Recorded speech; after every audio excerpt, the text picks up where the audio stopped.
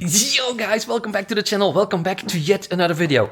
I told you guys last time, Smoky Bubbles is about to launch, we're working on the website, but that is not for today's video. Today's video is about the beautiful specimen that is behind this curtain right here. Damn! Look at that, boys, the brand spanking new Smoky's bike, Honda Africa Twin, CRF 1100 DCT. Now, a lot of people have been asking me questions about this bike. Smoky, did you lose any fingers because you bought a DCT? Do you think it's better than the BMW 1300 GS? Do I hate shifting suddenly, or am I allergic to a clutch? And somebody also asked, Smoky, are you gay? Because I bought a DCT. Anyway, in today's video, we're gonna go all over the quirks and features about the new Honda Africa Twin 2024 DCT with electronic suspension.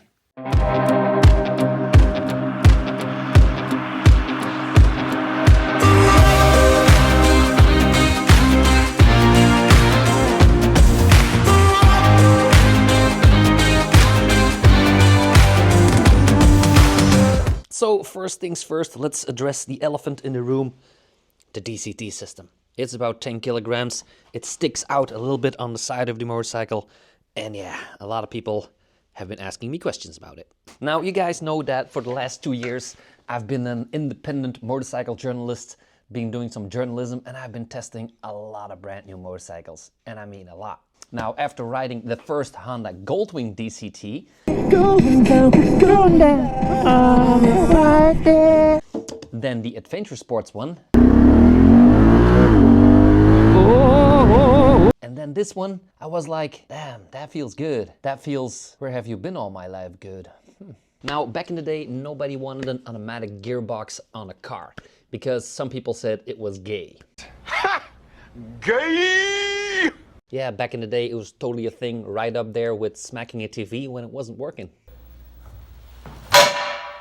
Now, times have changed and both of these things are relics of the past. And yeah, if you look at the supercar brands, Ferrari, Lamborghini, Bugatti, McLaren, you name it. They all have pedal shifters these days. For example, take my Brabus, pedal shifters. That means that my little Honda over here, finger shifters.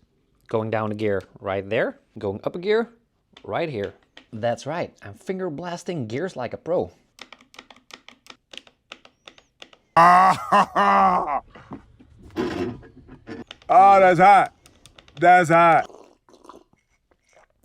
Now, I read all of your comments, and Peace and Food, I know it's a weird name, Peace and Food said, wait, it has a DCT, but also a foot shifter? Smoky, what's up with that? So yes, it's an automatic gearbox. You can finger blast yourself out of here, but you can also have an optional foot shifter. But Smoky, bikes are for toe shifting, yes, so that's what Honda figured out.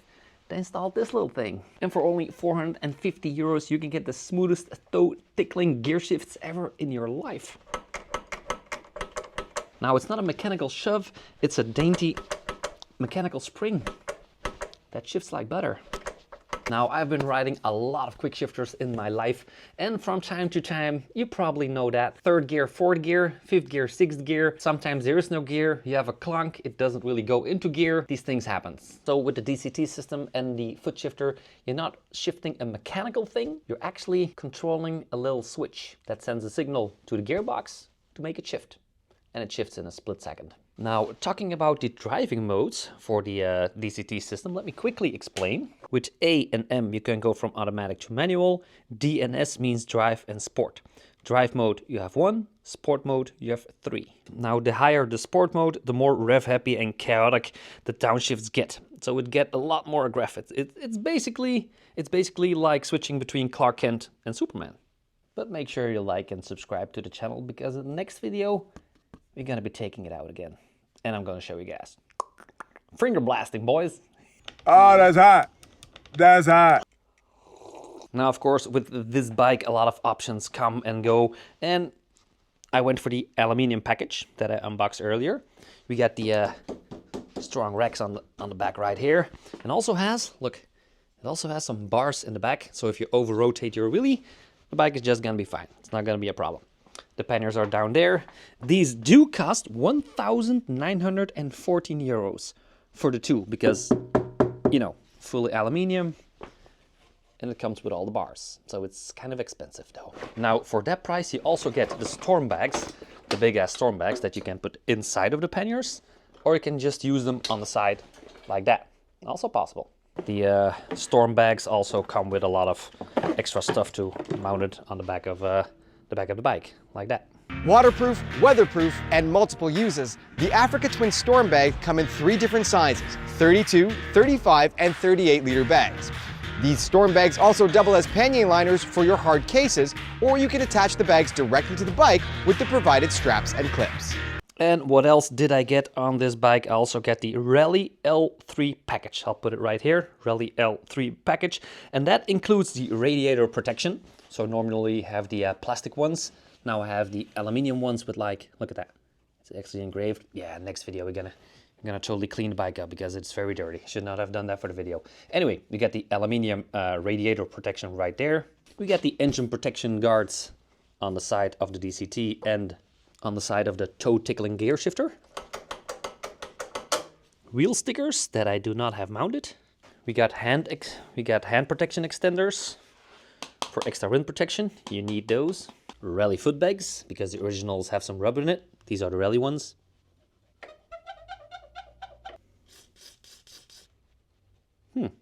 And also with the Rally L3 package, like I said before, the foot shifter. Yeah, and this video is not sponsored by Insta360, but this is a new X4 8K camera, and I still have to make a video about it. So that is for soon as well, because Insta360 sent me a kind of big box with all the motorcycle goodies. So yeah, that is for the next video though. Now, there are some things that I forgot. One is the tires that are on this motorcycle. These are the original Karoo Streets, and I don't really like them. They're kind of grippy, I like riding them, but the back tire when doing 120 kilometers an hour is way too loud, as it should be. So later on I will be getting the Karoo 4s, the more off-road tires. Now, fun fact, what I also didn't get is the side protection over here. So I have the bars down there, but I did not get the bars over here because I was like, yeah, you know, you probably get on the handlebars, but if it turns out, you're gonna crash on the side. So I thought this little fairing over here is not gonna be more expensive as the crash bars that are 500 euros. 500 euros for the crash bars. So I was like, this is not gonna be more expensive. Well, it turns out that this pannier over here with the nice stickers, and if you look very carefully, it also has some metallic paint into it. So it's a pretty expensive paint job. The stickers look very nice. Well, long story short, this is a 700 euro fender. Money! So if you're getting yourself an Africa Twin and you're like, you know, 500 euro crash protection, I don't need it, I'll just get another pannier over here. This part is 700 euros. So if you want to get the accessories, make sure you get the crash protection over here. It's cheaper as the pannier, yeah. Heated grips are stock. Electronic suspension is of course an option because this bike, if you want to have these colors, I don't think you can even have this bike in the USA. I'm sorry for my USA audience right here. The bike also has self-canceling indicators because you can't really stop compulsively pressing the indicator cancel button. Yeah, some of you have already seen it. When I'm riding a bike, I'm always like pushing it for some reason, like compulsively. Now, next question, what some people have asked me, Smokey, why did you go for the 21-inch wheel and not the 19? Well, first of all, I like this color more as the Adventure Sports, but that's not really the most important thing. The 21-inch wheel is, of course, 2 sizes bigger, and when you're using your handlebars to throw your bike into a corner, the least amount, the smaller your front wheel is, the less things you have to do with your handlebar. So if you do like this with an 18-inch, the bike is gonna be like taking corners. When you do it with a 21-inch, it's more like a big-ass truck. It doesn't respond as fast as the smaller ones. And I don't like a bike that the least amount that I put into my handlebars, that the bike is going all the way to the sides. That's just a small part of it. So for example, if you take like a Honda Hornet with a 17-inch front wheel, which is a lot smaller as this one, the least amount of manual movement you put in your handlebar, you're like already cutting corners. And that's why they call those bikes the corner cutting machines. This one also does good in the corners, but the front wheel is not as reactive as a 17 or 18-inch. Yeah. But, however, when you take it off-roading, you gotta make a little quick comparison with a small wheel and a big wheel. I'll show you.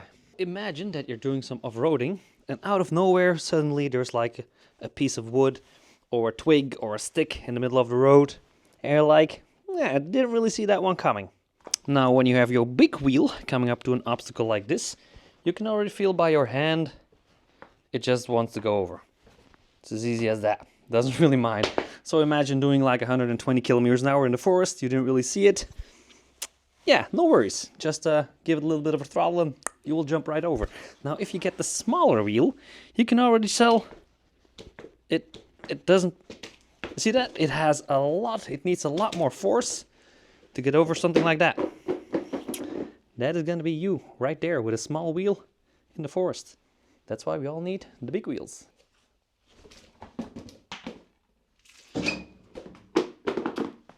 Yeah, 21 inch. Now the Adventure Sports is 835 to 855 millimeters of seat height, while this one is 850 to 870. But even with that, it is very easy for me to get on and off the bike. And also, with a little bit of effort and stretching my inseam right there, I almost have 2 flat feet on the ground. And I do like to have flat feet on the ground. Now I know that is just a small thing, but it means that I don't have to spend extra money on suspension kits, springs or whatnot just to get it lower. Or another seat. With some brands you have to buy a lowered seat. Not on a Honda though. Now the big difference in gas tank with the Adventure Sports and this one, the Adventure Sports is 24.8 liters and this one on this model is 18.8. So it's a 6 liter difference if I did my math right. But hey, that's not bad. I mean, it's just more time at the gas station to stretch my legs, right? And where the Adventure Sports has more of a retro look, I think this is a little bit more modern. Now, when it comes to the comparison part, how do I compare this bike with the Multistrada, the Grand Tour, and the BMW 1300 GS? Because some people have been asking me about it, and somebody also asked when I bought this bike in the buying picking up video, Smokey, what did you like most, the 1300 GS or the Honda? Well, I was kind of bringing this bike home, so I think I kind of like this one a little bit more as the 1300 GS. Now, when it comes to the BMW 1300 GS, the first place for me, and don't take this too seriously, but sometimes I think the bike is a bit boring. The engine does not have the rumble that this Honda has. I don't want to say it's for older people because I really liked it and I was at the point of buying one, but then Honda gave me the Honda and I was like, oh, this kind of levels out. And then the DCT comes in with the finger blasting gear shifting and I was like, god dang it, this is fun though, this is fun. Now, 3 times, on 3 occasions when I was riding the BMW 1300 GS and riding it home after an event, I almost fell asleep on the highway. Because the smoothness of that motorcycle and how good it rides, how easy it rides, it really put me to sleep. It's just that comfortable, it's that easy to ride, it is very smooth. But the engine is also, I said it before in the video, it's kind of a boring bike. It's a sporty bike, it's way faster as this one, but then again, it doesn't have the same feeling behind it. If you know, you know. If you've been riding a GS and riding a Honda, there's a little bit of a difference. Will I ever buy a BMW? Maybe. But at this point in time, I'm more towards the Honda because it has the rumble, it has the nice engine sound, it's sporty enough for me to be. So on that occasion, I'm going for that. When it comes to the Multistrada, in my opinion, the Multistrada is just that more of a higher level of quality, well built, way comfortable, also kind of pricey though, so I would never ever take a Multistrada Grand Tour off-roading on a TED route, Trans-European Trail. I really want to take it off-mudding. It's just a way too good looking bike.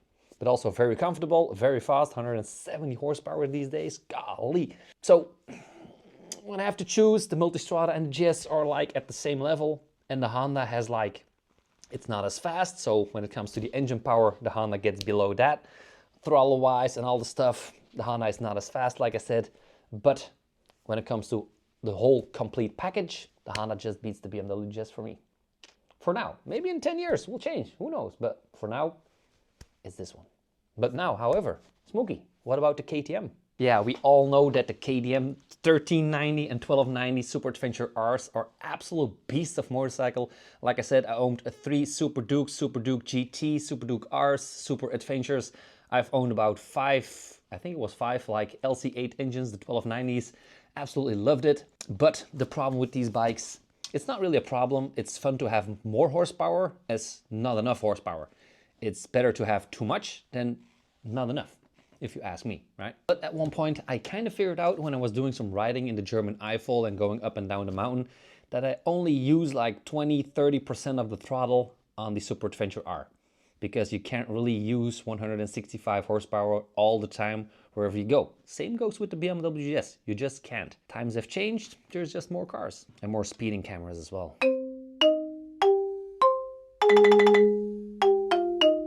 So when I started riding this Honda and I was like, well, this bike only has 102 horsepower. That is not a lot. But it turns out with this clutch and with the DCT system, it is not a slow bike at all. Okay, let's try this. Oh shit! Oh! Oh, look at the thing fly! And with this bike, I'm normally riding it at like 60, 70, 80% of the throttle. And I go just as fast when I do 34% on the KTM. And most of the time I was riding 30-40% with the KTM, because the other 60% was just too much for where I was riding. So I don't really need that kind of horsepower. And even when doing 165 horsepower off-road, I can tell you, you don't need it. Not at all. So finding the more adventurous type in Uncle Smokey's life these days, I just want to go trail riding, explore more, and do some traveling as well. And on that bombshell, it was the Honda. And just in case if somebody's new to the channel, yes, this is my Honda brand spanking new CT125 Hunter Cup, imported from Japan. Yeah. So in the next video, we're gonna jump on the bike and gonna tell all you guys about it while riding the bike, because it's just standing here that is not really that cool. But also want a big thanks to all the people that have been buying me a coffee. It has been some time, but David Wernery and Sogoa, I think, they bought me a coffee last year. And as an independent journalist, I don't get paid by any brands. I don't get sponsors. I don't have nothing. So I pay for all this stuff myself. So if you want to support the channel, become a monthly member, buy some merch, or you can just buy me a coffee. Link in the comments. Anyway, that is that for today's video. See you guys in the next one. It's time to go out for a ride. It's only 1 degree, but I have heated grips. Anyway, see you guys in the next one. If you have questions about Africa Twin, let me know in the comments. See ya. Yo guys, thank you all so much for watching. If you also want to make some money on the side with YouTube or become a full-time YouTuber as myself, or you want to build your personal brand, make sure you click the link in the description and check out my free webinar. Yeah, new video, my favorite video.